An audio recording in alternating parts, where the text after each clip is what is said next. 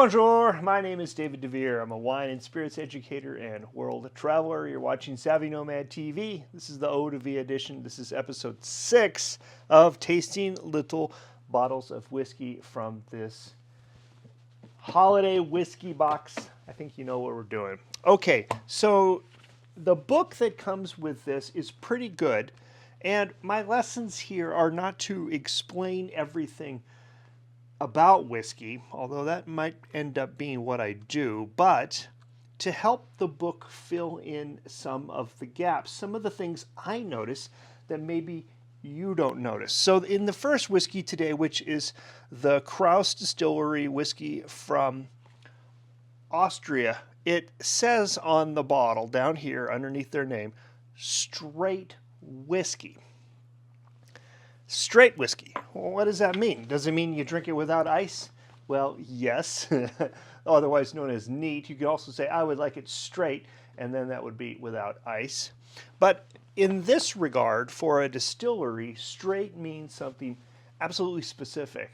And when I tasted this, and when I think about this, and when I smell it, it's got this character. And they talk about how they use corn, which in England, the corn means wheat, but in America, corn means what the English call maize. So this is corn, American word corn, British word maize.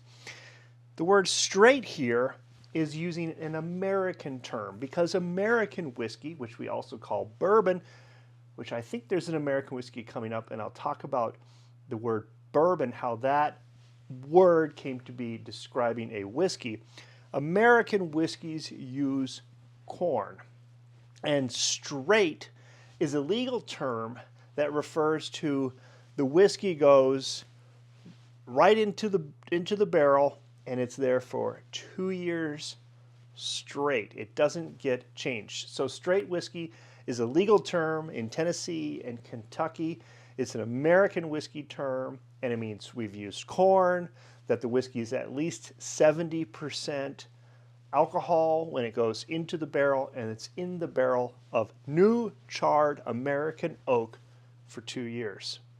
So the Austrians here have copied that recipe, put their own skill set to it, and created a straight whiskey. They're telling you that on the label, but you have to know what that means. Now, the second one is Pokeno from New Zealand. And I thought the description here in the book was excellent because it wraps up almost everything we've talked about in these little lessons. So let me read you the description very quickly, and then we'll dissect it as we know it. After a long fermentation of 80 hours, so it takes 80 hours for them to make their beer, they do a slow double distillation that takes place to maximize reflux and copper contact in the still. What does that mean? It means that all of the material goes through not once, but twice, cutting out more of those distasteful and harmful heads and tails. The copper still is a pot still. Well, they actually show us a picture here in the bottom so we can see they're two big pot stills, but column stills are often made out of stainless steel. So the fact that they mention copper means it's a pot still. So now we've got a double distilled, pot stilled whiskey. The spirit is pushed up to ABV of 75%. ABV stands for alcohol by volume, 75%. Okay, interesting. And then a very small heart of around 20% of the run is used to fill only the sweetest spirit into cask. So they're discarding, even after the second distillation, an additional 80% of the run. Now, normally the heads and hearts do not take 40% out on either side, 80% of the whiskey. So they're really concentrating on just that sweetest and most pure center. That's pretty interesting. What are they doing with the others? I don't know, making vodkas and gins and hand sanitizers probably. And then they age it in first fill bourbon casks. So first fill bourbon casks, what are those? They're casks like the Austrians would have used new American oak used once, because straight whiskey is only allowed to use it once, and then they sell it off to someone like the New Zealanders or the producers in Scotland, and they make another whiskey out of it. First filled American casks are actually used second time. Okay, that's the description of these two whiskeys. Let's gather up Sarah and head outside, and we'll taste them. Okay, so we have brought you today to the Leicester River. We are graced in the Minnesota's North Shore with a lot of rivers, and they all have waterfalls on them. This is just a pretty spot where you can see the curve of the river. I feel tippy. Don't step back. Don't step back. Yeah, there's nothing but bad things if we step back. Let's talk about good things. It's also windy, by the way. Let's talk about whiskey. Okay, let's talk about whiskey. This is not the first one. Okay. The first one is over here. We're doing the Krauss from Austria. Yes. And there's something interesting about this one? Yeah, so as I noted in the lesson, this is straight whiskey, which means that they use new American oak barrels and 70% of corn, and then it's a combo of rye and wheat to finish out the mash bill. So this is really indicative of the way that American bourbon would be made. Oh. So let's see if it tastes like that. And now the signature kind of aroma or flavor in American bourbon is almost sweetness. Right, because of the corn and the oak, and Yep. so maybe oakiness could result in vanilla or something like that. This smells very much like an American bourbon. It's very aromatic. The nose and the tasting note says waxy, leather, and fruit notes.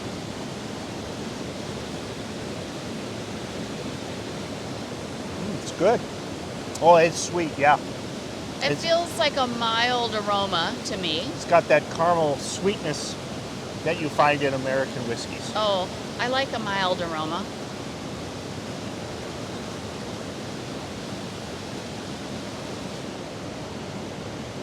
And now it's warming. Not bad for whiskey. It's aromatic with a long aftertaste. Burning. Oh, now I taste the sweetness and the vanilla. Now that I'm over the initial burn. Yeah, it's got to be hard. Um, the first sip is always quite intense. And it's like they say for the palate. Similar palate with warm, waxy notes. I don't quite understand what they mean by that. I don't know what waxy notes are, except aromatic, those stinky Well, sometimes something feels oily. candles. And this does have like a thicker in the mouth feel, especially the longer the aftertaste goes on. Yeah. So that's interesting. Stone fruits, a subtle sweetness, and gentle oak. A finish of a long and sweet finish, featuring stone and tropical fruits, drying and peppery. And Right. you wrote, no available USA. Right. No available. No available. Good. I don't know if you can get it in the U.S. I don't know where. Obviously, it's probably available in Austria. the EU. In the Okay, EU, so now we're yep. going to move on to our next whiskey. This is whiskey number 12, the end of this second box. Right. And so this is Pokeno from New Zealand. Oh, that's exciting. We love New Zealand. And this is... did you know the price? Because it's not available. I don't know the you don't price. have a price for the Austrian I don't know one. the price, Okay. yeah. And so these guys go into quite a big detail, and I discussed that in the lesson about what they're doing, but this is just 20% of the overall distillation, meaning the center bit of the heart. Whoa. Don't blow over. Sarah's worried about the camera because it's very windy today and we're on a precipice. I'm scared. Okay, let's smell this. Okay. Nose, smooth, fruity, and sweet. That sounds like something I'd like to smell. It's much more subtle. It doesn't have that big pungent caramel vanilla aroma. Well, is It does smell a little bit fruity. was it stored in oak?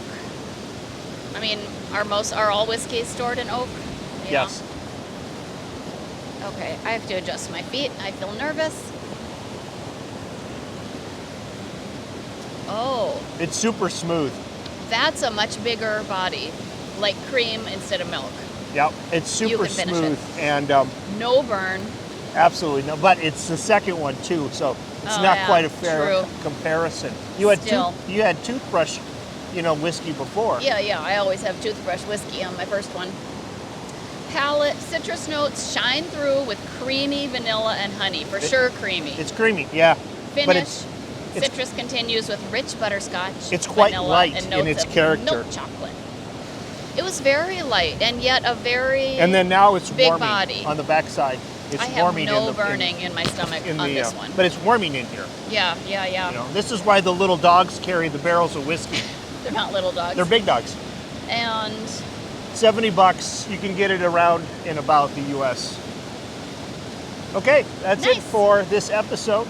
If you've enjoyed it, please give us a thumbs up. And if you're new here, please consider subscribing. We'll see you in a couple days. Cheers. cheers.